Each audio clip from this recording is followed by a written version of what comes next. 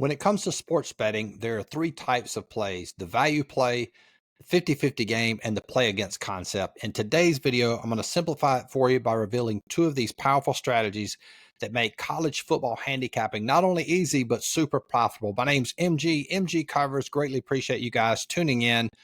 Before we start on that video, I do want to mention about my Instagram account. If you follow me there, it's MGCovers, cover spell with a Z. Give out a ton of content there. We just dropped UFC free play for Thursday. That's on my Instagram page, as well as we'll do free Fridays, which it means I'll give out all my lines for all sports on Fridays for that day. May throw in a few NFL lines as well. So super excited to go through this video. And without any further ado, let's dive right into it. So what I'm going to show you first, we'll take a look, kind of explain some things.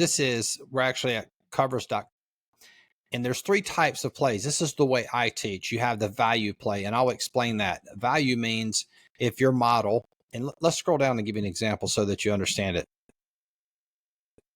So look at this Rice Army game from last week. Army wins that one 37-14. The line was -7.5. My line for Army was -14.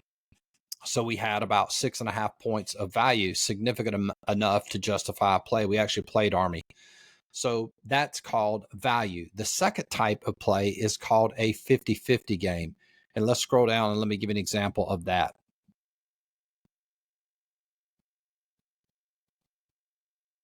All right.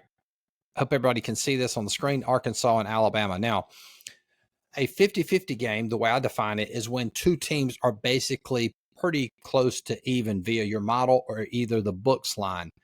In this case, the books believed Arkansas and Auburn to be fairly even. Auburn was a +2.5 underdog. Now, via my model, sometimes I'll have two really good teams. And what's great about a 50-50 game is the books have to make one team a favorite and one team a dog. And if both those teams are good via your model, that means you're going to get value on the dog side. And a lot of times you'll see when two, quote, bad teams are playing each other, books, again, unfortunately have to make one team a favorite. Therefore, the value is going to be with the dog. So what we're going to do in this video, we're going to focus on the 50-50 game and the play against concept. Now, so the 50-50 game, the way we're going to define it via this particular video explanation, we're going to assume we don't have a model. So any game that's where the line is +3 or less, that's considered a 50-50 game. And we're also going to make sure that we can get maybe anywhere from like +115 or greater on the dog line, because these are 50-50 games, which means we can expect to win half of these. And if we do that and the line's +115 or greater, we can profit long term. Now, let's give an example of the play against concept. All right, let's take a look at Duke and Middle Tennessee. Now, the play against concept is very simple. So what we do, we look at a team, we try to find games where we know there's no way this team can actually win. And there has to be some subjectivity factored in this, right? And as I go through this video, you'll understand what I'm saying. So we look at Duke and Middle Tennessee. Who's going to win this game? It's not going to be Middle Tennessee. So therefore, we're going to play against the fact that Middle Tennessee is not going to win. And you might ask the question, what about the spread? Glad you brought that up. As you know, in NFL, when a team wins in NFL, they also cover 80% of the time. It's not as high in college football, but it's still high enough to have a lot of value and use this as a very strong situational angle. College football is 70%. So if you can pick the winner in college football, they're going to cover 70% of the time. So that's an example of the play against concept. Now, let's go back up to the top and we're going to go through all these just so you can understand how to do this. All right, we'll start out with, we'll take a look at, already skipped one, Indiana and Charlotte. So obviously Indiana is going to win this game. And if Indiana does, there's a 70% chance they cover, and they do. James Madison of North Carolina. Again, I know we have the benefit of looking at the final score, but let's look at this as though the game's not being played. We can assume before the game that, hey, North Carolina's going to win this. Huge upset. James Madison beat North Carolina, so that would count as a loss. We slide over here to Ohio State and Marshall.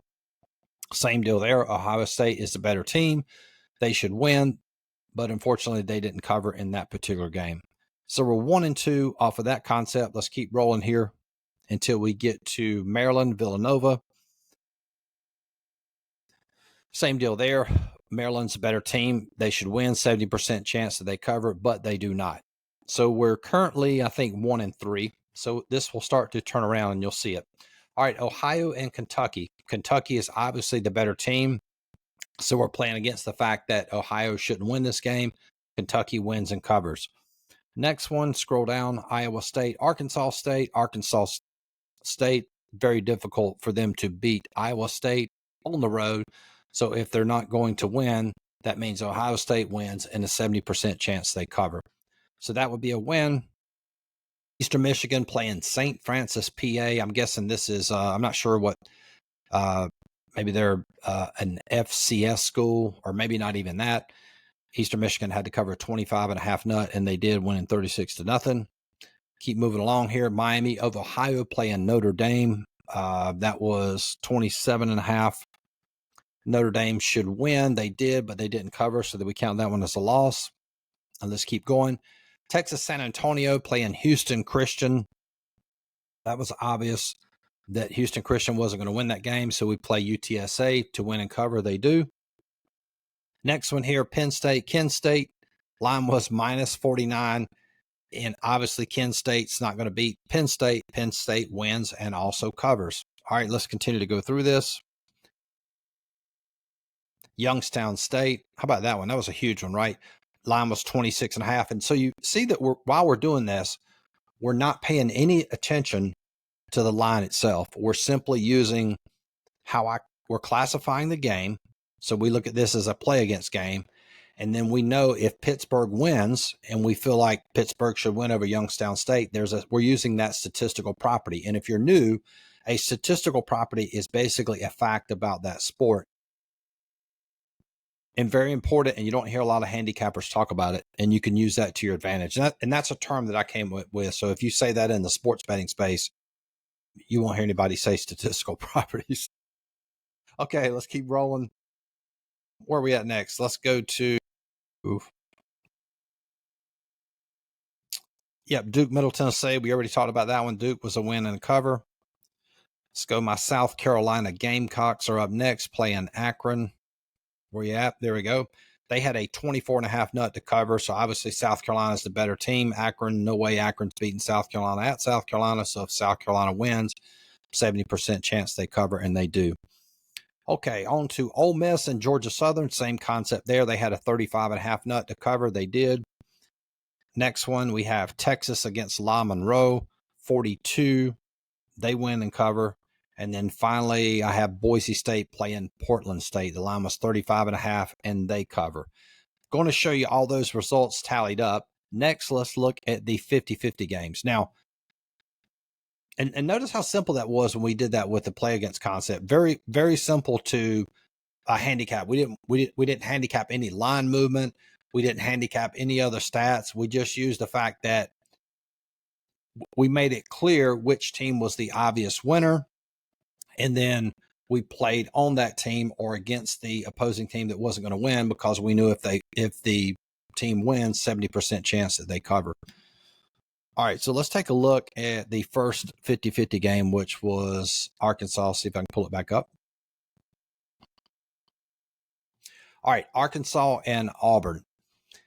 Now, again, what we're going to do with these is, I don't show it on the screen, but I went back and I used the closing money line for Bookmaker, which is a sharp book. So I made sure that we got at least, say, plus 115 or greater for that to count. Now, another benefit of playing the 50-50 concept, and let's slide over here and look at Rutgers as well, because it qualified also. That line was +3 Rutgers. Now, the benefit of the 50-50 game, we can expect to win 50% of the time. So Arkansas won, and they were a +115 dog. Rutgers won, and they were a +135 dog. Now, what's great about a 50-50 game, if you, let's say you play these, you take the points. You took 2.5 points for Arkansas and +3 for Rutgers. In order to profit on just those two games, you have to win both games.